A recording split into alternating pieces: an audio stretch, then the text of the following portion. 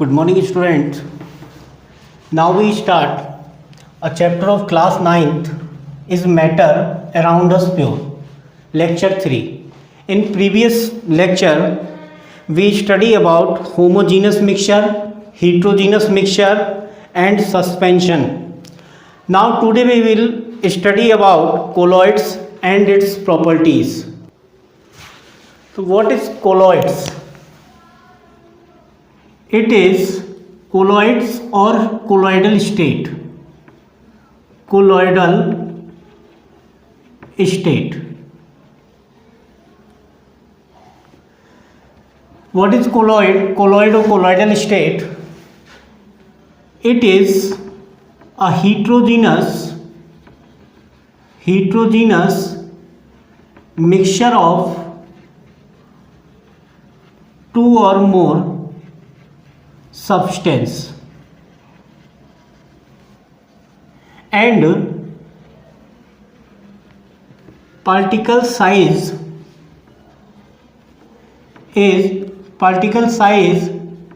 lies between 10 to the power minus 4 to 10 to the power minus 7.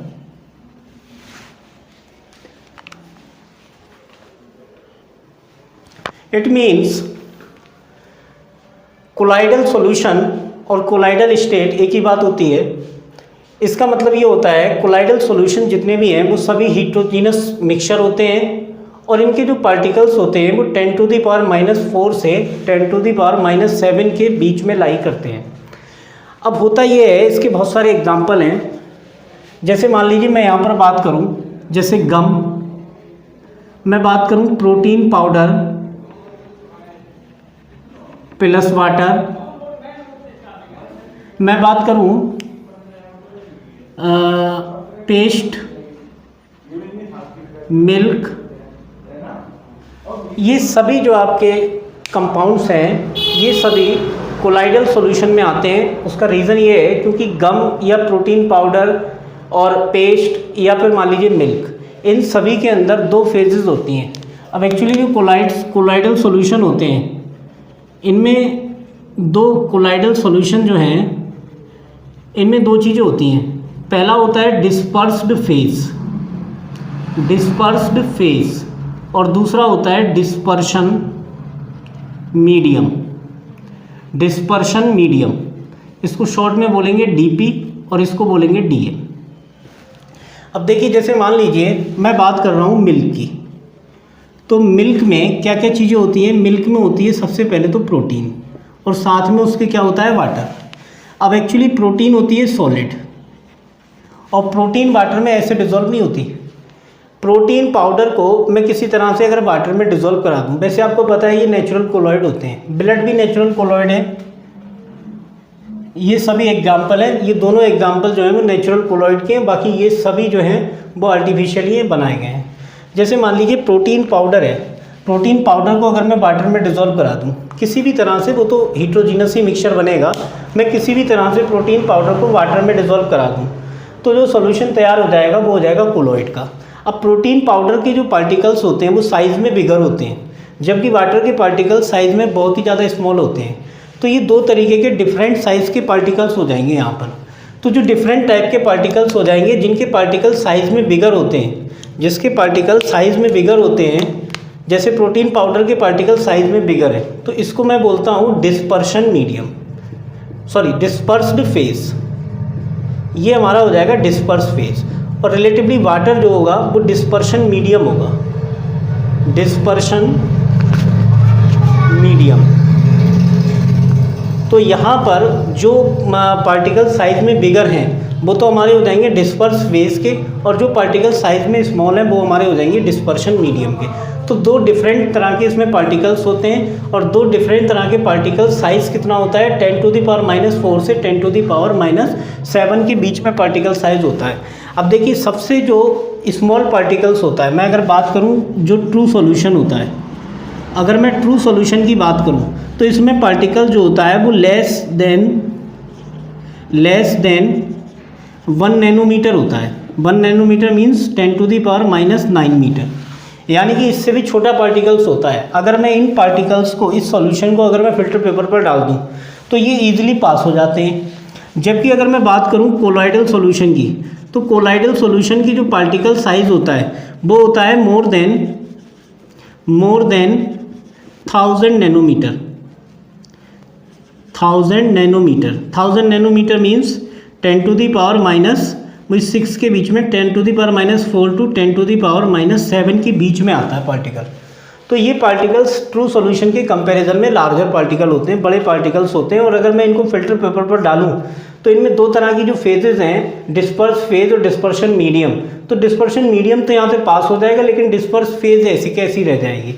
तो कहने का मतलब ये पार्टिकल साइज बिगर होते हैं इनके कोलॉइडल सॉल्यूशन के। और सबसे बड़ा जो पार्टिकल होता है वो होता है सस्पेंशन का। सस्पेंशन का जो पार्टिकल साइज होता है मोर देन 1000 नैनोमीटर होता है। मोर देन 1000 नैनोमीटर होता है, मतलब 10 टू दी पावर -3 के अप्रॉक्सीमेट होता है।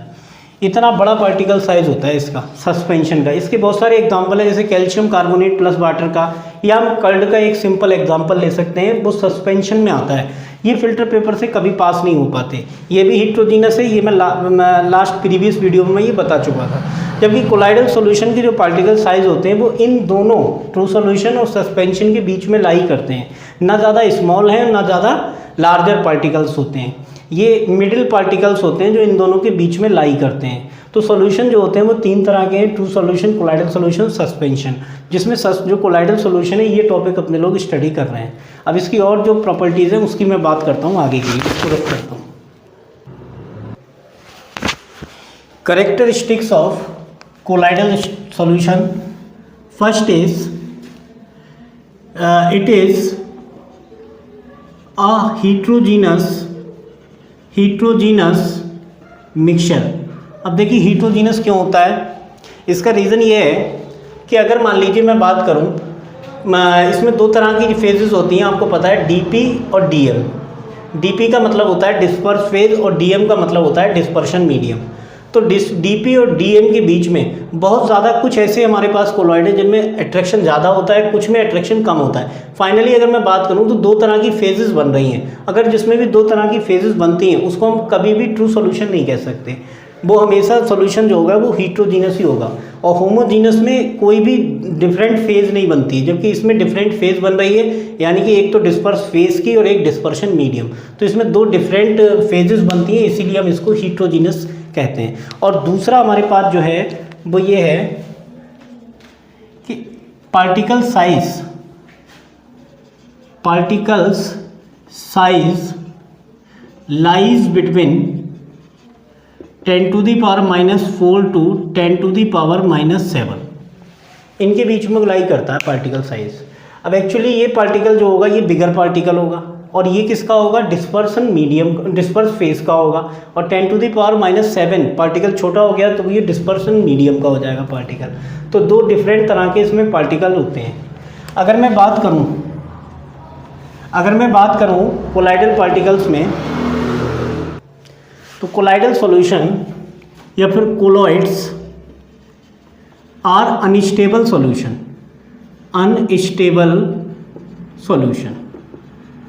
अनस्टेबल क्यों है? अगर मान लीजिए मैं यहाँ पर बात करूँ, ये हमारे पास कोलॉइडल सॉल्यूशन है। अब एक्चुअली कोलॉइडल सॉल्यूशन हमारा कैसा है, हीट्रोजीनस मिक्सचर है। अब हीट्रोजीनस मिक्सचर में अगर मान लीजिए मैं बात करूँ तो डिफरेंट फेजेस बन रही है, डिस्पर्शन मीडियम, डिस्पर्स फेज की। अगर मान लीजिए मैं कुछ ऐसे कोलॉइडल सॉल्यूशन होते हैं जो दो तरह के, अपने लोग जब आगे सीनियर क्लासेस में पहुंचेंगे तो दो तरह के पढ़ेंगे, एक लायोफिलिक, एक लायोफोबिक। लेकिन मैं यहाँ पर जो बात बता रहा हूँ कि ये अनस्टेबल क्यों होता है, एक्चुअली ये जो डीपी के पार्टिकल्स होते हैं साइज में बिगर होते हैं, इसके साथ पूरी तरह से मिक्स नहीं हो पाते। अगर किसी भी तरह से मैं यहाँ पर कोई भी इलेक्ट्रोलाइट डाल दूँ, तो जैसे ही मैं यहाँ पर इलेक्ट्रोलाइट डालूंगा तो इलेक्ट्रोलाइट डालने पर पार्टिकल सेटल डाउन हो जाएंगे। और अगर पार्टिकल सेटल डाउन हो जाएंगे तो वो कैसा सॉल्यूशन माना जाएगा, अनस्टेबल। और अनस्टेबल एक रीज़न ये भी है कि ये कैसा सॉल्यूशन है, हीट्रोजीनस। और हीट्रोजीनस जो मिक्सचर होते हैं वो सभी अनस्टेबल सॉल्यूशन में आते हैं, अनस्टेबल में आते हैं। सो स्टेबल कौन से होते हैं, जो होमोजीनस होते हैं। हीट्रोजीनस कैसे होते हैं, अनस्टेबल। अब अनस्टेबल होने के बहुत सारे रीज़न होते हैं, जिसमें एक सबसे बड़ा जो मेन रीज़न है वो हीट्रोजीनस होना है। पार्टिकल साइज डिफरेंट, पार्टिकल जो होते हैं वो इसमें डिफरेंट साइज़ के होते हैं। डिफरेंट साइज़ के होने की वजह से कंप्लीटली उसके साथ एसोसिएट नहीं हो सकते, किसी दूसरे आपस में एसोसिएट नहीं हो सकते। अब जैसे मैं यहाँ पर एक बहुत सिंपल, एक बहुत ही ईजी एक मैं यहाँ पर एग्जांपल ले रहा हूँ। जैसे मैं यहाँ पर मिल्क ले लूँ, यहाँ मान लीजिए, क्योंकि 9th क्लास में तो इसी तरीके से बताया जाएगा। जैसे मान लीजिए मिल्क आपने देखा हुआ है, अब मिल्क में मैं अगर मान लीजिए सिट्रिक एसिड डाल दूँ, सिट्रिक एसिड, तो सिट्रिक एसिड डालने पर, सिट्रिक एसिड मतलब जो लेमन के अंदर होता है, सिट्रिक एसिड अगर मैं इसके अंदर डाल दूँ तो सिट्रिक एसिड डालने पर ये तुरंत ही प्रेसिपिटेटेड हो जाएगा, मतलब दूध जो है वो हमारा कैसा हो जाएगा, वो हमारा फट जाएगा अगर सिट्रिक एसिड में डाल दूँ। तो देखिए ऐसा ही ये इलेक्ट्रोलाइट की तरह काम कर रहा है। और मिल्क के अंदर दो तरह के पार्टिकल हैं, एक तो डीपी के और एक डीएम के। तो डीपी के पार्टिकल और डीएम के पार्टिकल्स के बीच में अच्छा खासा अट्रैक्शन होता है, और ये उसी अट्रैक्शन को ब्रेक डाउन करने का काम करेगा सिट्रिक एसिड। तो ये इलेक्ट्रोलाइट अगर मैं डाल दूँ तो ये प्रेसिपिटेटेड हो जाते हैं, आसानी से प्रेसिपिटेटेड हो जाते हैं। अब ये तो मिल्क का एग्जाम्पल है, आप किसी और का भी एग्जाम्पल ले लें तो उसमें भी यही होगा। जैसे गम को अगर बहुत लंबे समय के लिए रख दिया जाए तो फिर वो भी धीरे धीरे जो है वो उसके डीपी के पार्टिकल्स अलग हो जाते हैं और डीएम के पार्टिकल्स अलग हो जाते हैं। तो ये चीज़ आप ध्यान रखें। मेनली जो मतलब ये अनस्टेबल है उसका रीज़न तो अपने लोग हीट्रोजीनस होने की वजह से ही दे रहे हैं, क्योंकि ये कैसा होता है, हीट्रोजीनस। अब देखिए अगली बात ये है, when light is passed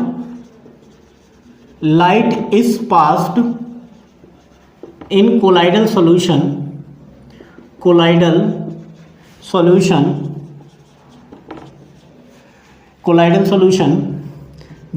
it will, या फिर मैं बोलूं it form particles become visible। अब देखिए इसका एग्जाम्पल सबसे अच्छा होता है एयर का। अगर मैं बात करूं, एयर जो है हमारी, ये एयर के अंदर पार्टिकल्स होते हैं, एयर के अंदर जो डस्ट पार्टिकल होते हैं, एयर होमोजीनस मिक्सचर है, ये बात भी ध्यान रखना, वो सॉल्यूशन में आता है, एयर कोलॉइड में नहीं आता। लेकिन एयर के अंदर जो हमारे जो डस्ट पार्टिकल्स होते हैं, वो डस्ट पार्टिकल की अगर मैं बात करूँ, एयर प्लस डस्ट पार्टिकल, तो डस्ट पार्टिकल जो एयर के अंदर मिक्स है ये हीट्रोजीनस है, और हीट्रोजीनस होने की वजह से हम इसको कोलॉइड बोलेंगे। अब ऐसा होगा कि आपने देखा होगा, जैसे कि मान लीजिए डार्क रूम है, अब डार्क रूम में एयर भी होती है, अब एयर के अंदर बहुत सारे डस्ट पार्टिकल्स होते हैं। अगर किसी कॉर्नर से अगर लाइट पास हो रही है तो लाइट के पाथ में जितने भी पार्टिकल्स डस्ट के आते हैं वो सभी पार्टिकल्स हमारे विजिबल हो जाते हैं।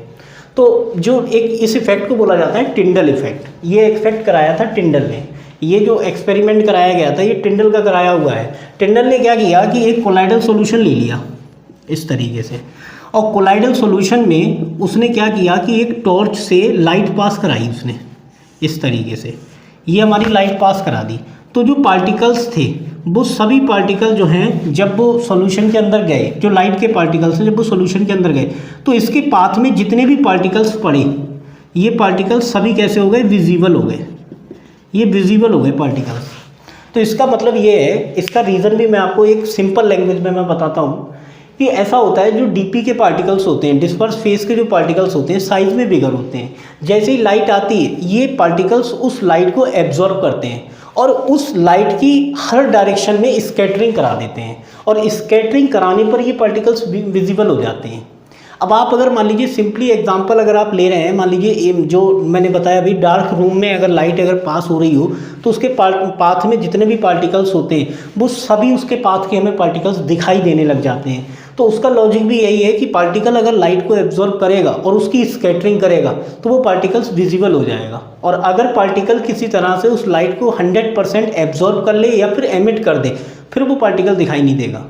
100% एमिट करे या एब्जॉर्ब करे तब वो दिखाई नहीं देगा। लेकिन अगर मान लीजिए उसने एब्जॉर्ब किया और उसका कुछ पार्ट उसने स्कैटर कर दिया तो डेफिनेटली वो पार्टिकल हमारा विजिबल हो जाएगा। और ये इफेक्ट को कराया था टिंडल ने, इसीलिए इसको हम बोलते हैं टिंडल इफेक्ट। इसका नाम होता है टिंडल इफेक्ट। ये बहुत पॉपुलर एग्जाम्पल है ये इसका। तो ये टिंडल इफेक्ट होता है जब व्हेन लाइट, इस टिंडल इफेक्ट को डिफाइन करते हैं when light is passed in colloidal solution then particles of colloidal solution become visible and this effect is called Tyndall effect and form a cone, this cone is called Tyndall कोन।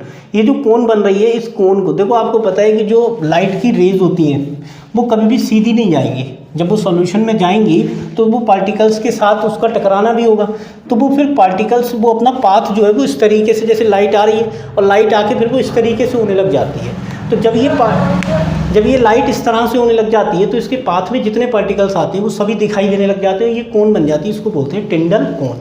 अगला हमारे पास जो है ये भी बहुत important है कि जो कोलाइडल पार्टिकल्स हैं, कोलाइडल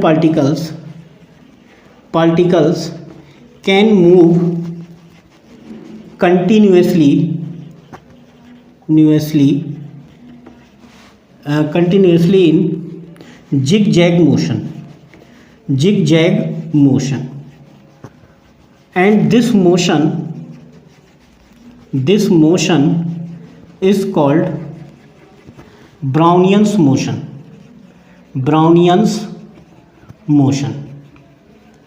अब देखिए ऐसा होता है जो पार्टिकल्स हैं हमारे कोलाइडल सॉल्यूशन के, ये किसी एक साइज़ के तो है नहीं, ये डिफरेंट साइज़ के पार्टिकल्स होते हैं। तो अगर मैं इन पार्टिकल्स की बात करूं तो कुछ पार्टिकल्स तो इनके कैसे होते हैं, वो बड़े होते हैं साइज़ में। जैसे मान लीजिए मैं यहाँ पर पार्टिकल्स बना रहा हूँ तो कुछ पार्टिकल्स जो हैं वो छोटे हैं, ये छोटे पार्टिकल्स हैं, और ये छोटे पार्टिकल जो होंगे वो किसके होंगे, डिस्पर्शन मीडियम के पार्टिकल होंगे। लेकिन जो साइज में बिगर पार्टिकल्स होते हैं ये डिस्पर्स फेज के पार्टिकल्स होते हैं, जो पूरे सॉल्यूशन के अंदर डिस्पर्स्ड होते हैं, ये बिगर पार्टिकल्स हैं। अब ऐसा होता है कि ये जो बड़े पार्टिकल्स हैं और ये जो छोटे पार्टिकल्स हैं ये कंटिन्यूसली कोलिजन करते रहते हैं, और बड़े पार्टिकल भी बड़े पार्टिकल के साथ में कोलिजन करते रहते हैं। तो कोलिजन करने के बाद फिर इनका जो मोशन हो जाता है वो, आपको पता है जो लिक्विड होते हैं उनके पार्टिकल्स कंटिन्यूसली मूव करते रहते हैं, लेकिन जब ये किसी के साथ कोलिजन करते हैं तो फिर इनका मोशन जो है वो चेंज हो जाता है, और ये चेंज होने के बाद फिर ये पार्टिकल जो है वो हमारा इस डायरेक्शन में गया, इस डायरेक्शन में गया, इस डायरेक्शन में गया, इस डायरेक्शन में गया, इस डायरेक्शन में, किसी भी डायरेक्शन में जा सकता है। ये ऐसा नहीं कि किसी पर्टिकुलर डायरेक्शन में जाएगा। तो पार्टिकल्स के इसी जिगजैग मोशन को बोला था ब्राउनी ने ब्राउनियन मोशन। तो ब्राउनियन मोशन क्यों होता है, क्योंकि दोनों पार्टिकल्स के यानी कि डिस्पर्स फेज और डिस्पर्शन मीडियम के पार्टिकल्स के साइज में डिफरेंस होता है। साइज में डिफरेंस होगा तो फिर वो उनका जो मोशन का डायरेक्शन है वो फिर कंटिन्यूसली वेरी करता चला जाएगा, और इसी को बोला था ब्राउनी ने ब्राउनियन मोशन।